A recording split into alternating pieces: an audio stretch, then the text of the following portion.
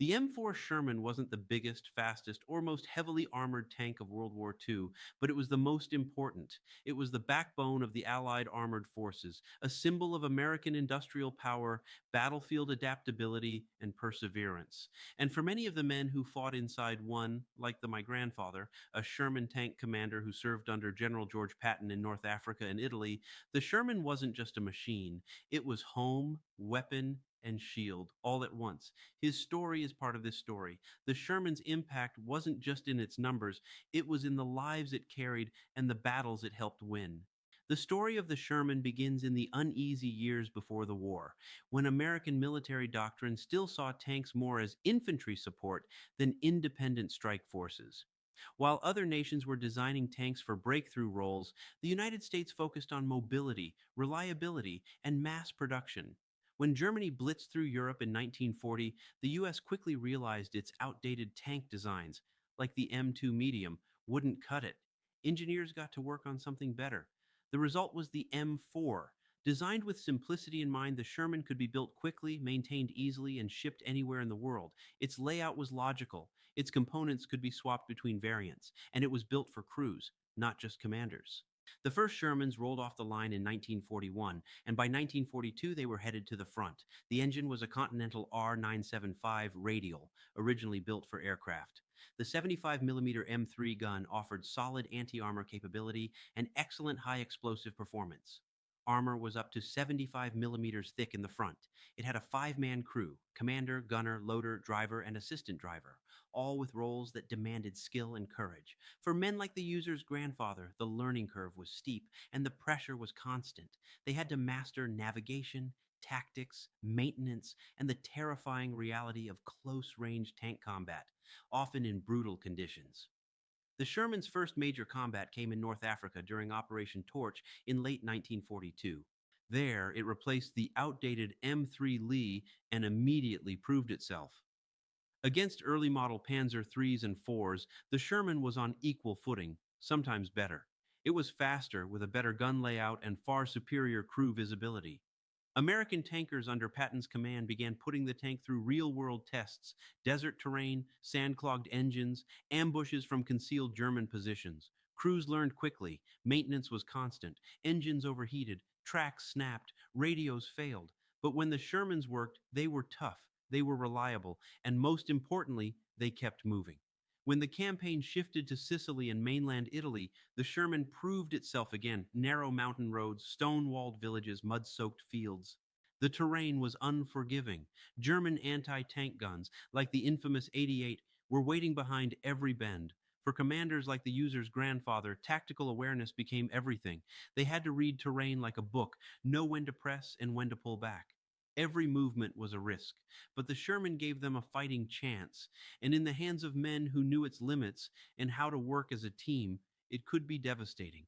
By the time Allied forces landed in Normandy in 1944, the Sherman was everywhere. American factories had ramped up production. Over 49,000 would be built by war's end.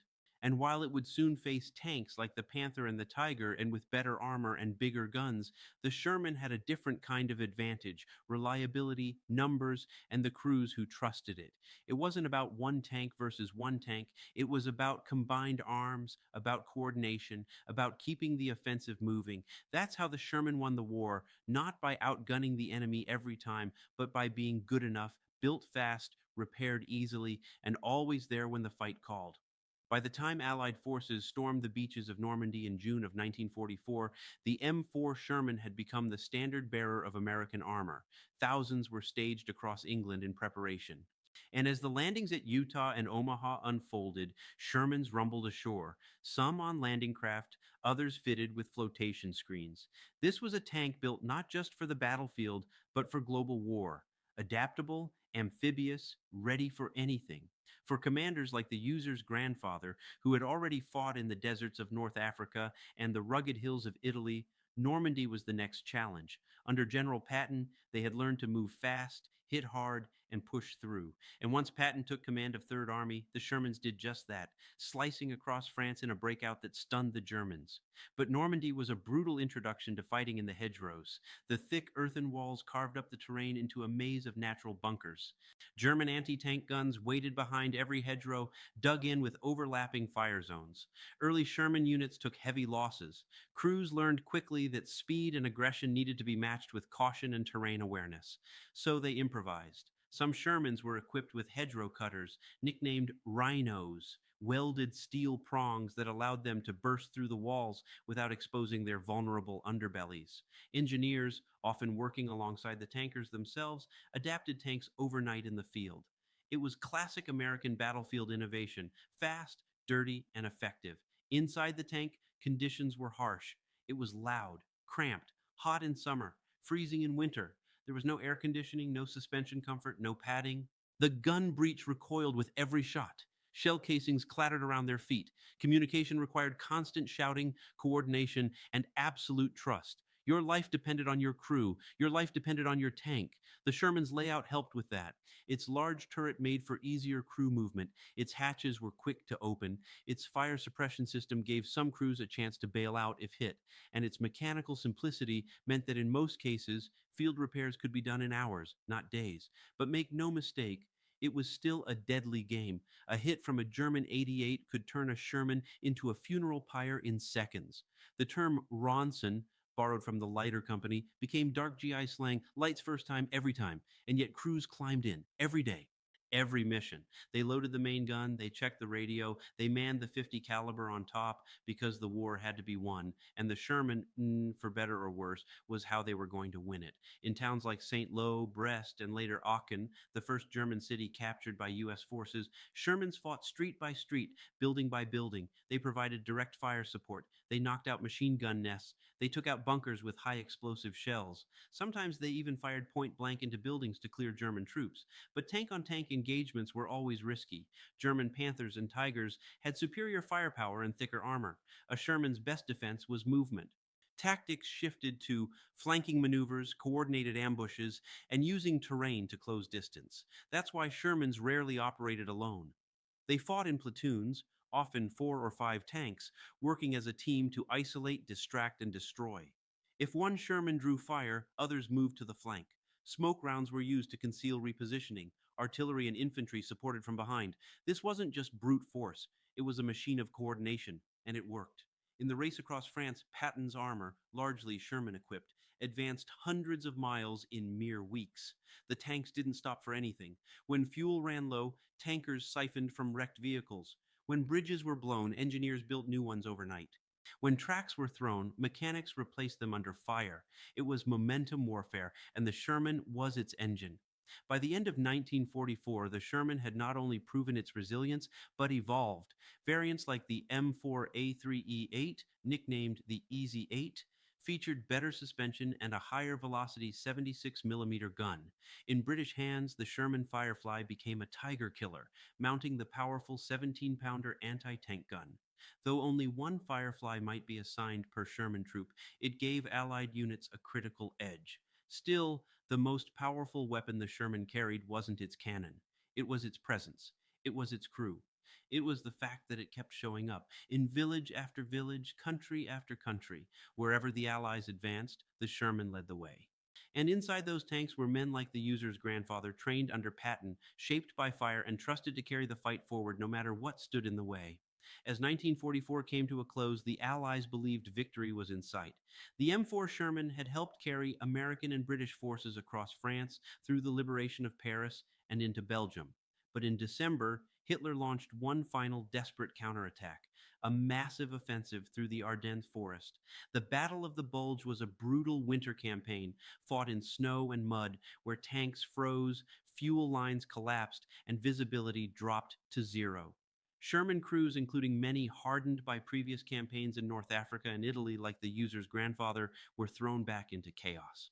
American units were spread thin, roads became choke points, German Panther and Tiger tanks ambushed columns in white camouflage, and Allied vehicles disappeared in the snow. But this time, the Allies had numbers, coordination, and air power when the weather cleared. Shermans moved through frozen forests, firing through smoke, using infantry spotters and tank destroyers in tandem. Some crews even painted their tanks white to blend with the snow. They adapted fast. The Sherman was never designed to be a snow fighter, but it did what it always did. It kept going. When Tigers bogged down in the forest or ran out of fuel, Shermans pushed through. When supply lines were restored, the momentum shifted. In the end, the Bulge was sealed and Germany's last offensive power was broken. In early 1945, the Allies pushed into Germany, town by town, bridge by bridge, and tank by tank. The Sherman once again proved its role as the workhorse of the advance. In battles like Remagen, Cologne, and across the Ruhr, Sherman crews faced everything from anti-tank guns in storefront windows to Panther tanks hiding behind rubble. Urban combat required close coordination with infantry. Shermans cleared buildings with high explosive shells. They blew holes through walls for troops to pass. They smashed barricades and rolled over ambush positions. In cities, tanks were sitting targets, but they were also battering rams. German armor, fewer and often lacking fuel, was increasingly isolated. The once feared Tigers and Panthers were now vulnerable to coordinated flanking, artillery, and aircraft. Shermans moved fast and stayed supplied, and by May of 1945, the war in Europe was over. The Sherman had been there from start to finish, from the dunes of North Africa to the mountains of Italy, through the hedgerows of France and the cities of Germany. It had evolved with the war, and it had won. But the Sherman story didn't end with the fall of the Third Reich. In the Pacific, Shermans were used across island campaigns from Saipan to Okinawa. The terrain was different, and the enemy was different. Japanese tanks were lighter and rarer, but the jungle, caves, and hidden artillery made every yard deadly. Shermans were used to crush fortifications, blow apart bunkers, and deliver fire support for advancing Marines. In many battles, Shermans were modified with flamethrowers, earning nicknames like Zippo tanks. These were used to root out entrenched Japanese forces in caves, tunnels, and pillboxes, a terrifying but necessary tactic in a brutal theater. After the war, the Sherman became a global tank. Thousands were given to Allied nations. France, Britain, and even post-war West Germany used them. Many went to South America. Dozens were sold or donated to Israel, where Shermans fought in the 1948 Arab-Israeli War and even into the 1960s, upgraded and modified with new guns and engines. In Korea, the M4 Sherman fought again, this time against North Korean T-34s. Though outdated by then, it proved once more that the fundamentals, simplicity, reliability, and crew coordination, still mattered. Today, surviving Shermans can be found in museums, memorials, and parades around the world. Some are preserved in pristine condition. Others, battered and scorched, stand where they last fought, silent witnesses to history.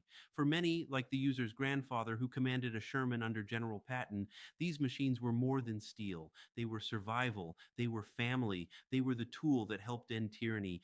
Ask any veteran who served in one. The Sherman wasn't perfect. It could burn. It could be outgunned. But it would get you there. It would get you back. It gave you a fighting chance, and it changed the world.